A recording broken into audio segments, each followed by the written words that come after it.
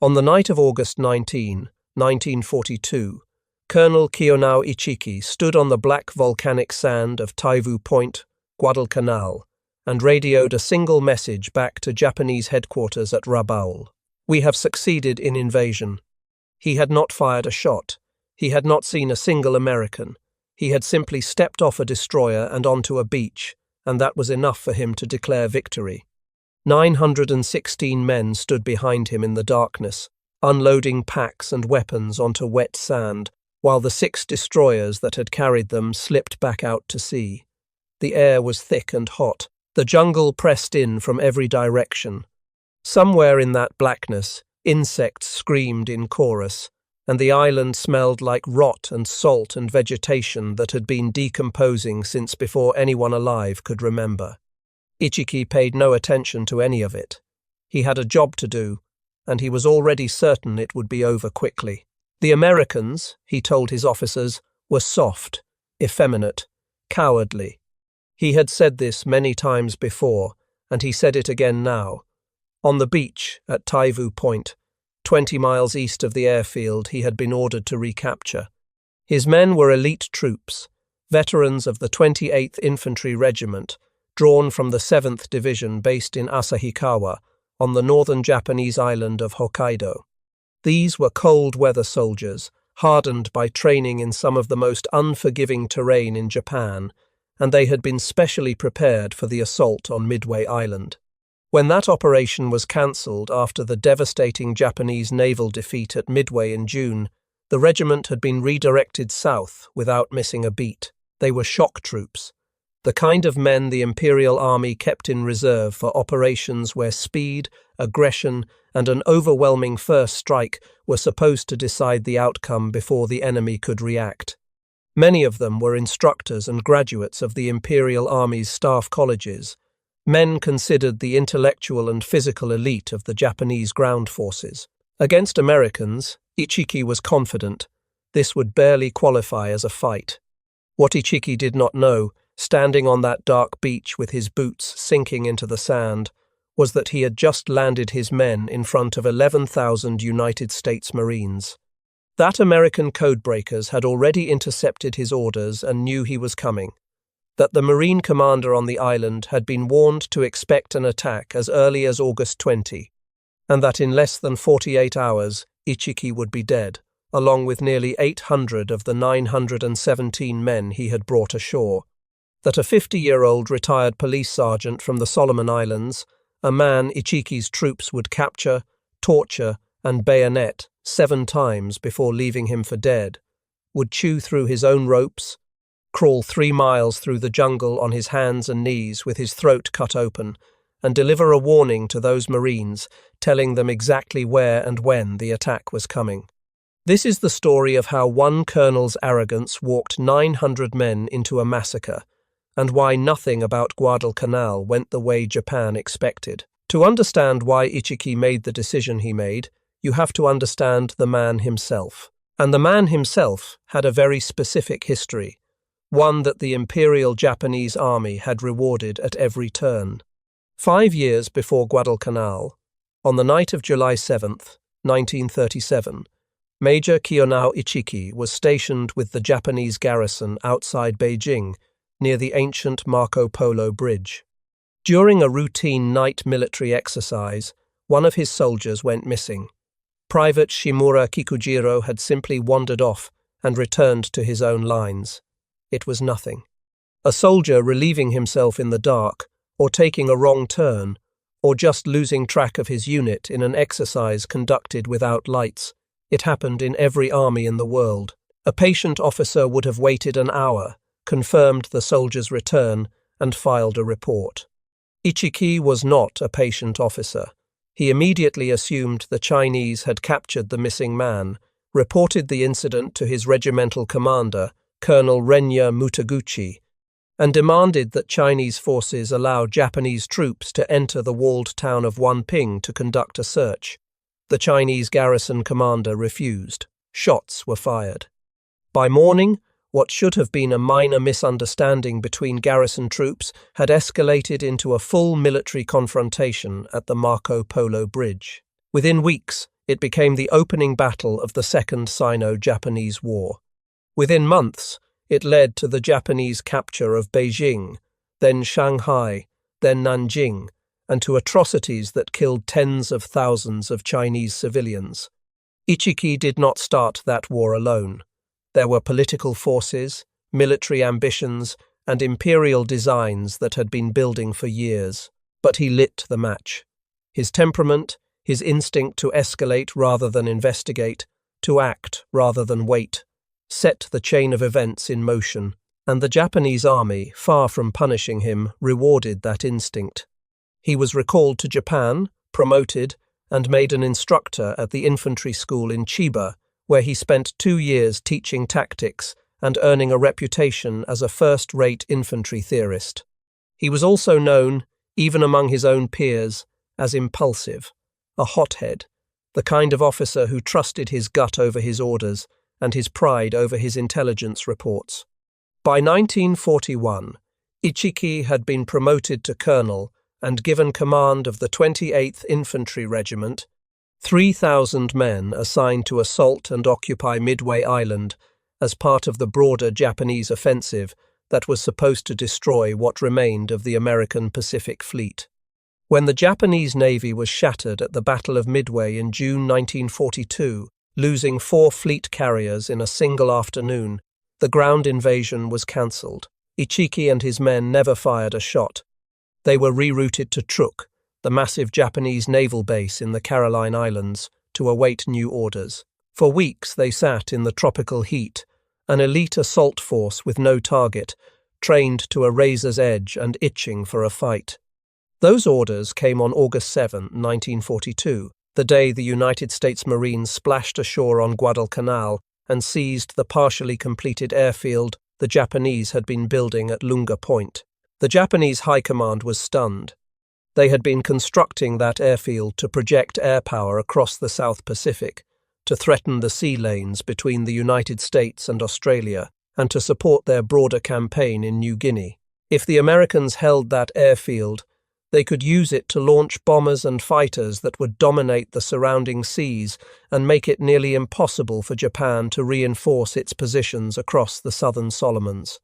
The airfield was not just a strip of packed coral. It was the strategic key to the entire region. Losing it was not an option. Lieutenant General Harukichi Hyakutake, commanding the 17th Army from Rabaul, was ordered to retake Guadalcanal immediately. The problem was that Hyakutake was already fighting a war. Most of his combat forces were committed to the brutal jungle campaign in New Guinea, where the Japanese were pushing toward Port Moresby along the Kokoda Track. He had very few units available to send south, and the ones he did have were scattered across thousands of miles of ocean. The 35th Infantry Brigade under Major General Kiyotake Kawaguchi was in Palau. The 4th Aoba Infantry Regiment was in the Philippines, and the 28th Infantry Regiment under Colonel Kiyonao Ichiki was at sea, heading back from Guam, the closest unit to the crisis by a wide margin. Hyakutake needed someone fast, someone close, and someone aggressive enough to attack without hesitation. Ichiki was all three. He was also, critically, available. And in the Imperial Japanese Army in August of 1942, available often mattered more than adequate. The orders were specific. 900 troops from Ichiki's regiment would be delivered to Guadalcanal by fast destroyers. They would land, establish a beachhead, scout the American positions, and wait. Wait for the remaining 2,000 men of the regiment to arrive by slower transport. Only then, with a full-strength force and adequate intelligence, would they attempt to retake the airfield. At the staging point on Truk, Ichiki was briefed that anywhere between 2,000 and 10,000 American troops might be holding the beachhead. He was explicitly advised to avoid frontal attacks. It was sound advice. But whoever gave it did not know Ichiki or his temperament. Ichiki listened to every word of this briefing. He acknowledged the orders, and then he ignored all of it. There is a moment, looking back at these events, where you can trace exactly where reality and expectation diverged. On August 12, 5 days before Ichiki's landing, a senior Japanese staff officer flew an aerial reconnaissance mission over the marine positions on Guadalcanal. From the air, he saw very few American troops in the open and no large ships in the surrounding waters. He reported back to Rabaul that the Allies appeared to have withdrawn most of their forces from the island. This was completely wrong. Not a single American had withdrawn. 11,000 Marines were dug in around Henderson Field, the airfield they had captured 5 days earlier and renamed after Major Lofton Henderson, a Marine pilot killed leading a dive bomber attack at Midway. They had anti-aircraft guns, artillery, heavy machine guns, barbed wire, and 2 weeks of defensive preparation behind them. They were also hungry, undersupplied, and in a precarious position that should have made them vulnerable. 2 days after the initial landings, the Japanese Navy had caught the Allied screening force at Savo Island in a devastating night surface action, sinking 4 heavy cruisers in less than an hour. The defeat forced the American transports to withdraw, taking half the Marines' supplies, their heavy equipment, and any prospect of naval support with them. The Marines on Guadalcanal were effectively marooned on a hostile island, surrounded by jungle and Japanese, with half rations and limited ammunition. They should have been demoralized. They were not. They were entrenching, digging in, stringing wire, zeroing weapons, and preparing for exactly the kind of attack that was coming. Whatever else could be said about the 1st Marine Division, they were not men who folded under pressure. They had been told to hold Henderson Field, and they intended to hold it against anything the Japanese could throw at them. The flawed reconnaissance told the Japanese what they wanted to hear, and it confirmed what Ichiki already believed. The Americans were weak. They had cut and run. A single battalion of determined Japanese infantry, men forged in the doctrine of spiritual superiority and the way of the warrior, would sweep the airfield clean before breakfast. Ichiki landed at Taivu Point on the night of August 18 through 19. The beach was empty. The jungle was silent, except for insects and rain. And that silence convinced him beyond any remaining doubt that his assessment was correct. Before leaving Taivu, he issued a directive to his men. They would fight, he told them, to the last breath of the last man. It was the kind of language the Imperial Army used constantly, part of the culture of death before dishonor that defined Japanese military doctrine. But Ichiki meant it literally, and his men would fulfill the order in a way he never intended. He left a rear guard of 125 men at Taivu, assembled the remaining force, and began marching west along the coastal trail toward Henderson Field, 20 miles away. He did not conduct serious reconnaissance. He did not request updated intelligence. He did not wait for his remaining 2,000 troops, who were already en route by slower transport and would arrive within days. He simply marched, moving roughly 800 men through the jungle at night, toward a position that 11,000 Marines had been fortifying for 2 weeks. And then the first thing went wrong. On the morning of August 19, Captain Charles Brush led a patrol from Company A, 1st Battalion, 1st Marines East along the coast to investigate reports of Japanese landings near Coley Point. Brush had about 60 men, and they moved carefully through the jungle, eyes scanning for any sign of the enemy. Near the village of Coley, they found what they were looking for. Brush's Marines collided with a Japanese patrol of about 34 men, almost certainly an advance element from Ichiki's column sent to scout the approaches to Henderson Field. The firefight was sharp and violent. The Marines had the advantage of surprise, catching the Japanese in the open along the coastal trail. In less than an hour, every Japanese soldier was killed except 5, who fled back toward Taivu Point. Brush lost 3 men killed and 3 wounded. What the bodies revealed was more valuable than the fight itself. Brush's men searched the dead and found something significant. Brand new uniforms that had never seen rain or sweat, shiny boots that had barely been walked in, detailed maps of the Guadalcanal coastline, personal diaries and service records that identified the dead as members of the 28th Infantry Regiment. These were not garrison troops or stragglers from the original Japanese construction force that had been on the island before the landings. These were fresh, elite soldiers who had just arrived from outside the theatre. The documents were rushed back to General Alexander Vandergrift, who understood immediately what they meant. A Japanese counterattack force had landed and was moving toward his perimeter. He ordered his battalions to tighten their defensive positions and prepare for contact. A cautious officer, learning that the Americans had killed part of his advance party and recovered his men's documents, might have reconsidered, might have realized the element of surprise was gone, might have pulled back to Taivu Point, dug in, and waited for reinforcements that were literally days away. Ichiki was not a cautious officer. He was the man who had started a war over a missing soldier at the Marco Polo Bridge. He kept marching. And then came Jacob Vuza. Sergeant Major Jacob Charles Vuza was a 50-year-old retired police officer from the Solomon Islands Protectorate Armed Constabulary.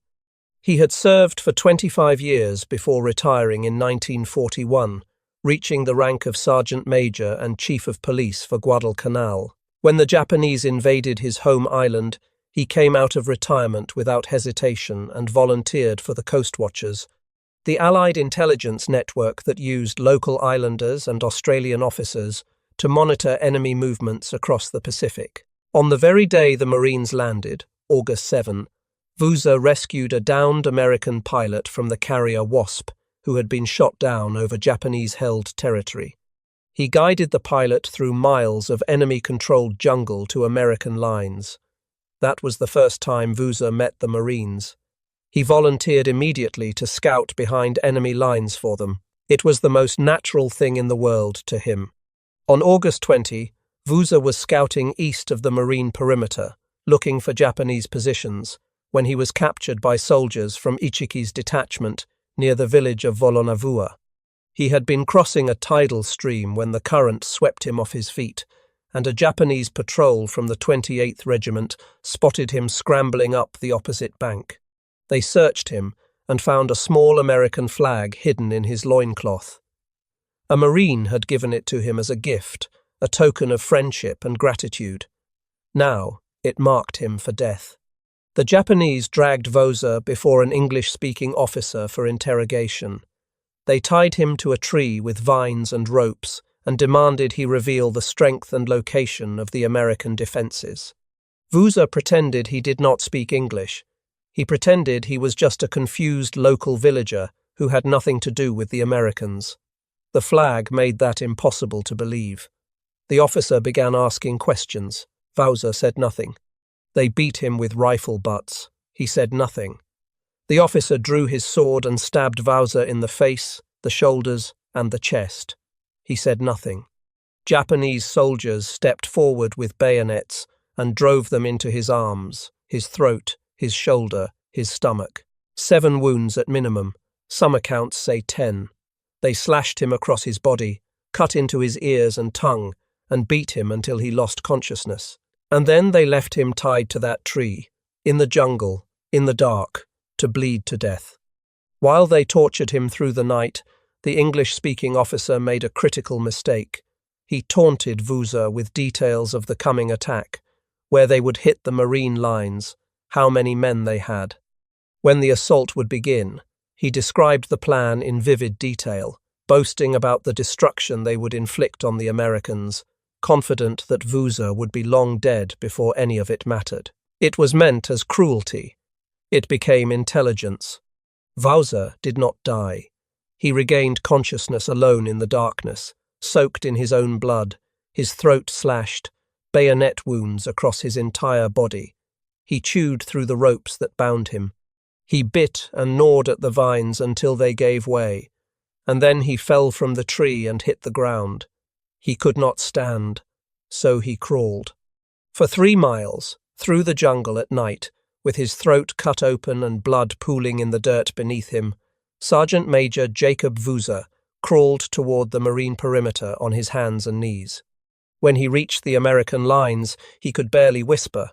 Blood bubbled from the wound in his throat. Martin Clemens, the British Coast Watcher officer, found him and later said he could barely look at the man because of what had been done to him.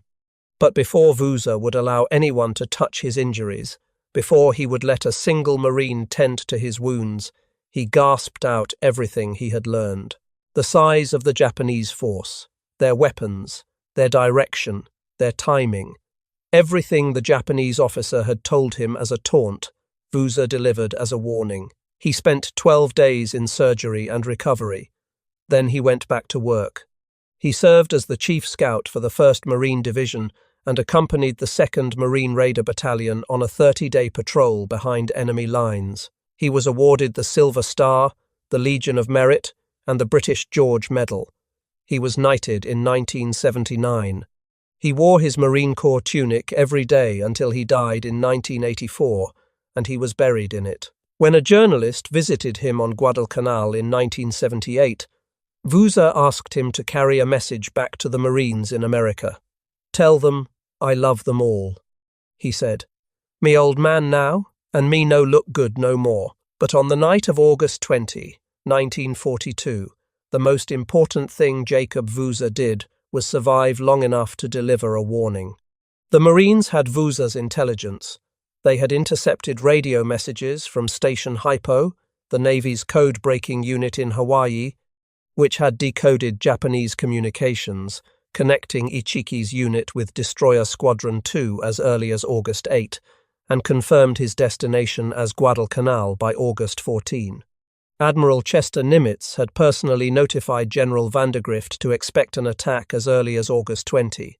They had the documents from the Brush Patrol confirming fresh elite troops on the island. And now they had Vuza's first-hand account of the enemy's strength, weapons, and direction of approach. Every piece of intelligence pointed at the same conclusion. A Japanese force was coming from the east, and it was coming soon. The 2nd Battalion, 1st Marines, was dug in along the west bank of Alligator Creek, a tidal lagoon the Marines had misidentified on their maps as the Tenaru River. The real Tenaru was farther east, but the wrong name stuck and was never corrected. The creek's mouth was blocked by a narrow sandbar running north to south toward the ocean, and it was on this sandbar that the Marines expected the Japanese to cross. On the western bank, heavy machine gun positions had been established with interlocking fields of fire, each gun sighted to cover overlapping arcs so that the entire width of the sandbar was in the beaten zone of at least 2 weapons simultaneously. 37mm anti-tank guns were loaded with canister rounds, shells packed with steel balls that turned each shot into an enormous shotgun blast, devastatingly effective against massed infantry. A single strand of barbed wire was strung across the sandbar. Fighting holes were reinforced with sandbags and coconut logs. Palm fronds and jungle growth concealed the positions from view. Lieutenant Colonel Edwin Pollock's 2nd Battalion had done everything right.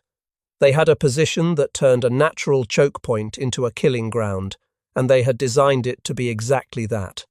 Just after midnight on August 21, Ichiki's force reached the east bank. They were surprised to find the American perimeter this far from the airfield. At approximately 1:30 in the morning, a sickly green signal flare arced over the sandbar. The jungle exploded.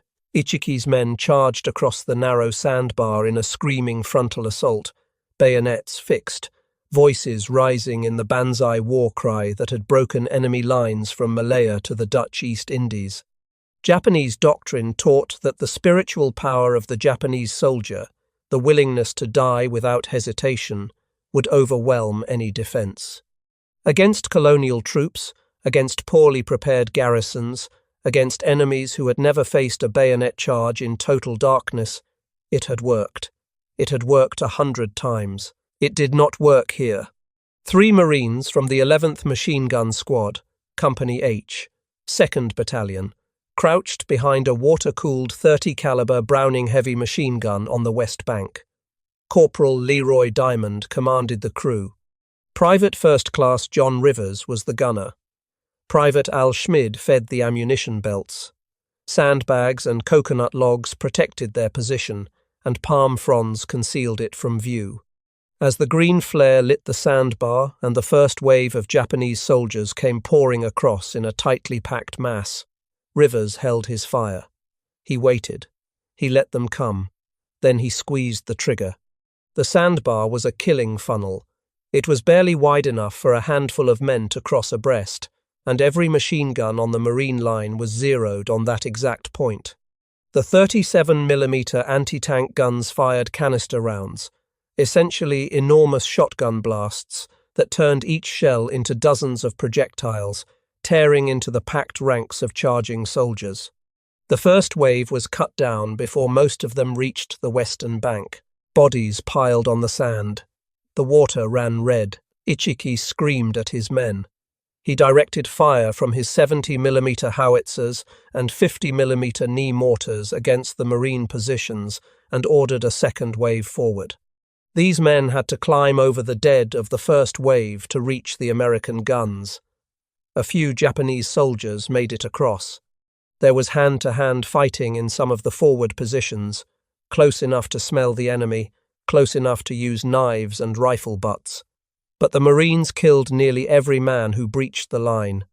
A third wave came at around 2:30 in the morning. It was annihilated on the sand. At Schmid's position, Rivers was shot through the head and killed instantly. Diamond took shrapnel wounds, but kept feeding ammunition. Schmid took over the gun. For more than 4 hours he fired at the charging Japanese, keeping the barrel from overheating by firing short, controlled bursts, even as the metal glowed red-hot in the tropical darkness. A sniper's bullet punched through the gun's water-cooling jacket, and still he kept firing. Then a Japanese soldier crawled close enough to throw a grenade into the hole. The blast tore into Schmid's face. Shrapnel ripped into his eyes, his hand, his arm. He was blinded, completely blind. He put his hand to his face and felt nothing but blood and raw flesh. Diamond, barely conscious beside him, heard Schmid fumbling with his .45 caliber pistol. "Don't do it, Smitty," Diamond yelled, thinking Schmid was going to shoot himself. "Hell, don't worry about that," Schmid answered. "I'm going to get the first Jap that tries to come in here." Then he put the pistol aside and asked Diamond a question that would define the rest of the battle for both of them. "Tell me which way they're coming from, and I'll get them." Blinded, bleeding, unable to see anything at all, Private Al Schmid got back behind the Browning machine gun and kept firing. Diamond shouted directions. "Left, right, straight ahead." Schmid followed the sound of Diamond's voice and the sound of screaming men and fired into the darkness he could no longer see. By morning, over 200 dead Japanese soldiers lay in front of their position. The 11th Machine Gun Squad had killed roughly 1/4 of the entire attacking force. All 3 men were awarded the Navy Cross. Rivers received his posthumously. At 5 in the morning, Ichiki tried his last gambit. He sent troops wading into the ocean surf to swing around the Marine flank and attack up the beach. They were cut to pieces by machine gun and artillery fire in the shallow water before they reached dry sand. By dawn, the surviving Japanese were trapped in a coconut grove on the east bank, their retreat cut off. Colonel Clifton Cates sent the 1st Battalion across the creek upstream to envelop them from the south and east. Wildcat fighters from Henderson Field, which had landed at the airstrip only the day before, on August 20, screamed over the treetops and strafed the Japanese positions with their 50 caliber machine guns. The arrival of those 19 Grumman Wildcats and 12 Douglas Dauntless dive bombers on the afternoon before the battle had been a massive boost to Marine morale. For 2 weeks, the men on the ground had been fighting without air cover, watching Japanese bombers come and go without opposition. Now Henderson Field was operational, and the first thing its aircraft did was help destroy the remnants of Ichiki's command. And then came the tanks. 4 or 5 M3 Stuart light tanks from Company A. 1st Tank Battalion rumbled across the sandbar and into the coconut grove. Their machine guns swept through the trees in long raking bursts. Their 37mm cannons fired point-blank into clusters of soldiers. When wounded Japanese soldiers on the ground opened fire on Marines inspecting the battlefield, killing and wounding several, the order changed. Anything that moved was a threat. The tanks drove over bodies without stopping. By 5 in the afternoon of August 21, Japanese resistance had ended. The battlefield at the Tenaru was a scene that the Marines who fought there would never forget and never fully describe. The sandbar was carpeted with bodies, stacked 2 and 3 deep in places where the machine gun fire had been most concentrated. The coconut grove looked like it had been hit by a hurricane of steel. Trees were splintered.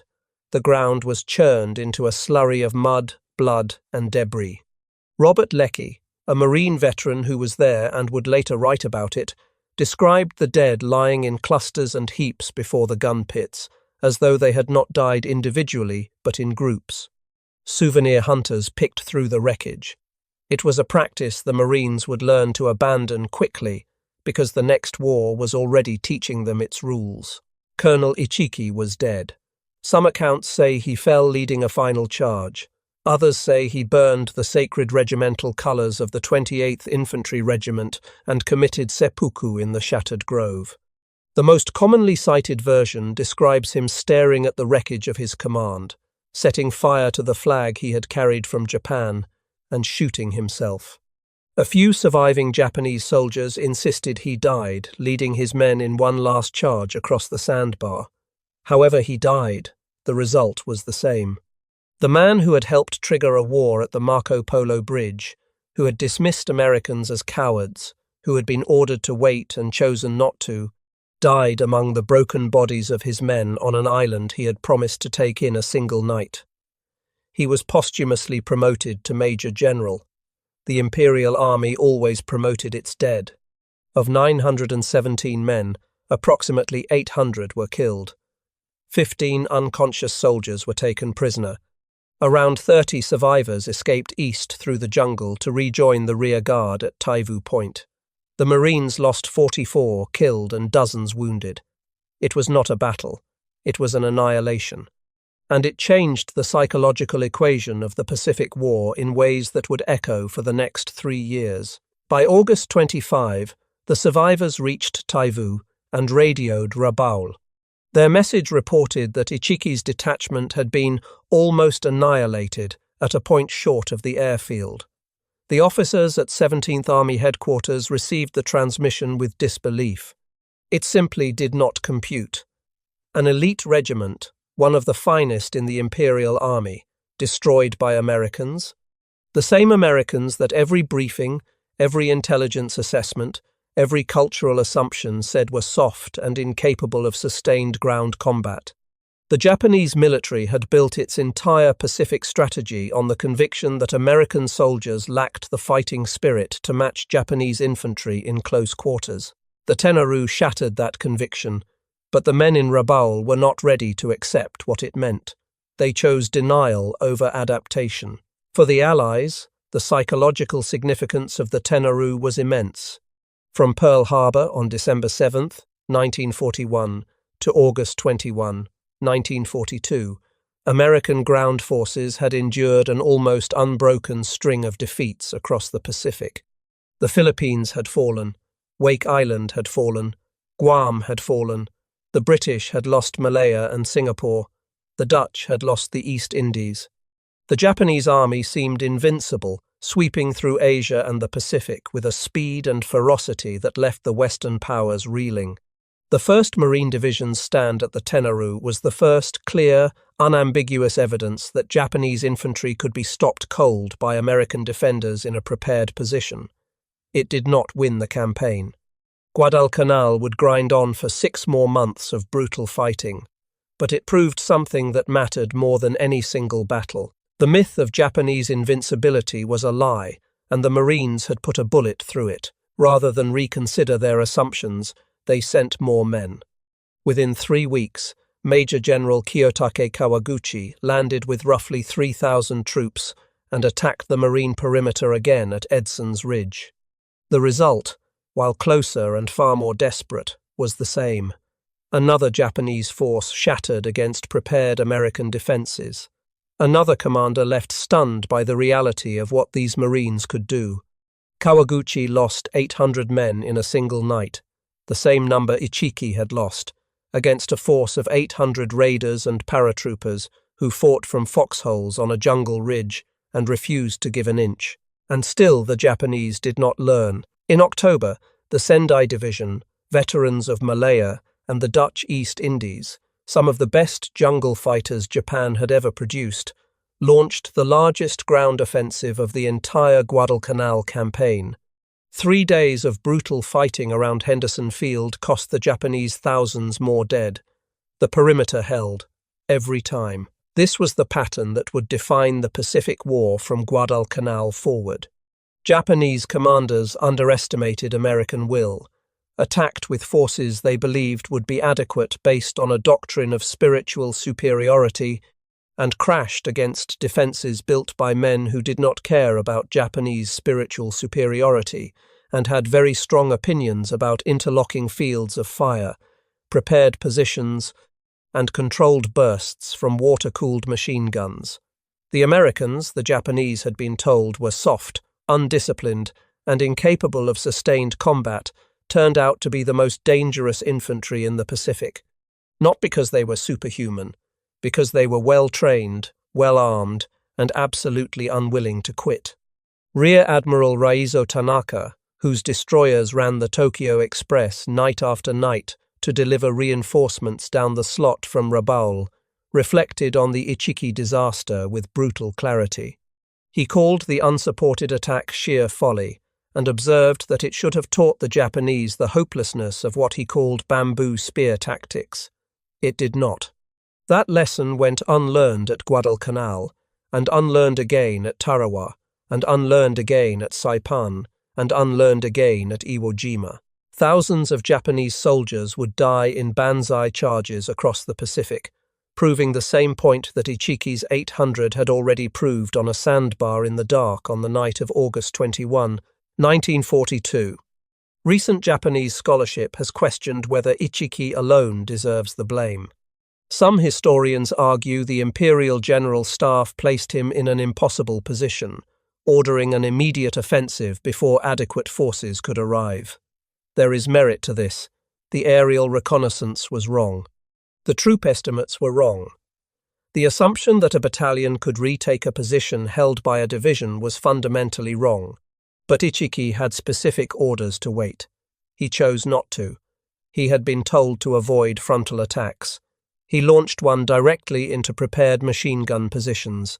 He had intelligence suggesting thousands of Americans were present. He dismissed it because it contradicted what he wanted to believe. Whatever systemic failures fed the disaster, the final decision to march 800 men into the teeth of a killing ground, without reconnaissance, without reinforcements, without any plan beyond a screaming charge across a sandbar, belonged to Ichiki, and 800 families paid for it. General Vandergrift, after the battle, wrote to the Marine Commandant with a simple observation about his young Marines. He called them the darndest people when they get started you ever saw. He was right. Most of them had never seen combat before Guadalcanal. Many had been civilians a year earlier, working factory jobs, attending school, living lives that had nothing to do with the jungle or the Pacific or the Imperial Japanese Army. Al Schmid had been an apprentice steel burner in Philadelphia when he heard about Pearl Harbor on the radio and walked into a recruiting station the next day. He was 22 years old when he lost his sight on that sandbar. He would eventually regain partial vision in one eye, though the other was gone forever. He married Ruth, the girl he had bought an engagement ring for with his Christmas bonus before shipping out to a destination unknown. Warner Brothers made a movie about him, Pride of the Marines, with John Garfield playing him on screen. Schmid did not think of himself as a hero. He thought of himself as a man who had been in a hole with 2 other men and had done what needed doing. But every year, on the anniversary of the night at the Tenaru, Schmid sat alone in his house in silent observation, and for days afterward he was somewhere else entirely. Not in Philadelphia, not with Ruth, not in the present tense at all, but back on that sandbar, behind a machine gun that glowed red in the dark, firing at shapes he could no longer see, with the screams of dying men in his ears and the smell of cordite and blood in the tropical air. That is what this story cost. Not just the 800 Japanese dead or the 44 Marines killed. It cost a blinded machine gunner his peace every August for the rest of his life. It cost a 50-year-old retired policeman 7 bayonet wounds and 3 miles of crawling through the jungle with his throat cut open. And then 30 more years of wearing a marine tunic every day, because the men who had given it to him mattered more to him than anything that had happened before or since. It cost young Marines the ability to walk past a body on the ground without flinching, because the last time they trusted a body on the ground, it shot back. These stories cost something to live through. They cost something to carry. And the only reason we can tell them at all is because someone was willing to pay that price. Not for glory, not for politics, but for the person standing next to them. Be part of that. I'll see you next time.